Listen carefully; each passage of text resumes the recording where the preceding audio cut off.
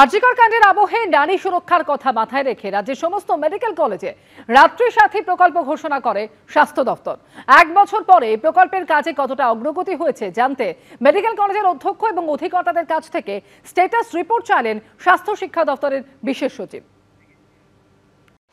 1 বছর আগে আরজিকর মেডিকেল কলেজে কর্তব্যরত তরুণী চিকিৎসককে ধর্ষণ খুনের ঘটনায় উত্তাল হয়েছিল রাজ্য।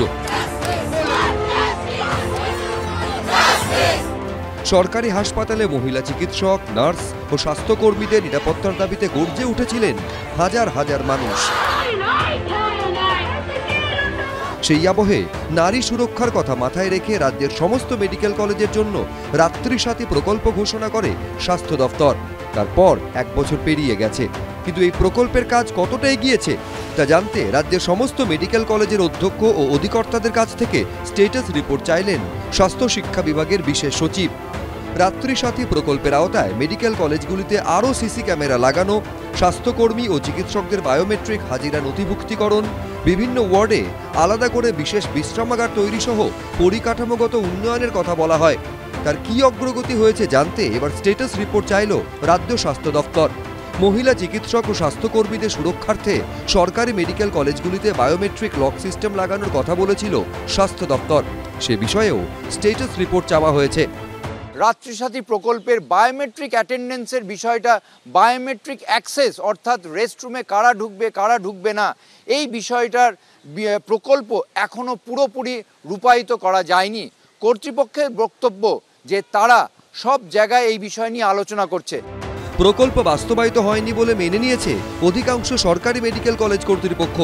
ওখানে অ্যাক্সেস নেওয়ার জন্য তো গ্রুপ এ মানে doctors, group B, group C, group D staff সবাইকে যেতে হবে যে ম্যাম একজন পেশেন্ট এসছেন বা স্যার একজন পেশেন্ট এসছেন, যে বলার জন্য। অন কল মানে তিনি ওই ঘরেই থাকবেন, তাকে ডাকতে যেতে হবে। অন ডিউটি মানে তিনি ওয়ার্ডে থাকবেন। তো এবং তার মধ্যে রেস্টরুম হচ্ছে ওই জায়গাটা। তাকে ডাকতে গেলে বাইরে থেকে নক করলে গেলে হবে না, সাউন্ড প্রুফ রুম।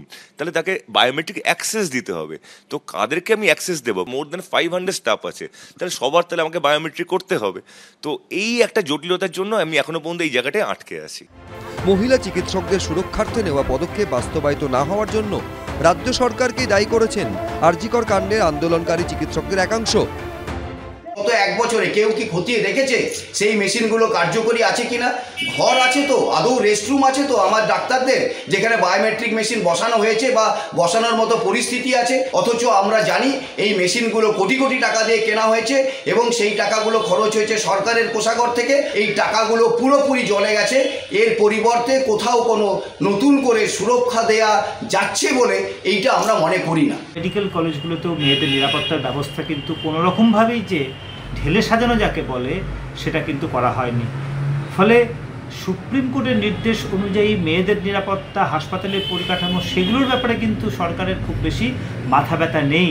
যতটা মাথা ব্যথা এনএমসিকে লোক দেখানো, এটা প্রমাণ করা যে আমরা কতটা সিনসিয়ার অ্যাটেন্ডেন্স নিয়ে, সেই জন্য হয়তো এই বায়োমেট্রিক ব্যবস্থাটা নিয়ে তারা এত বেশি কড়াকড়ি ভাব একটা দেখাচ্ছে।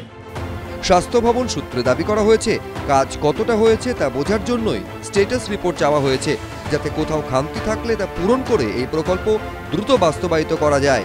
ঝিলম করণ যায়, এবিপি আনন্দ।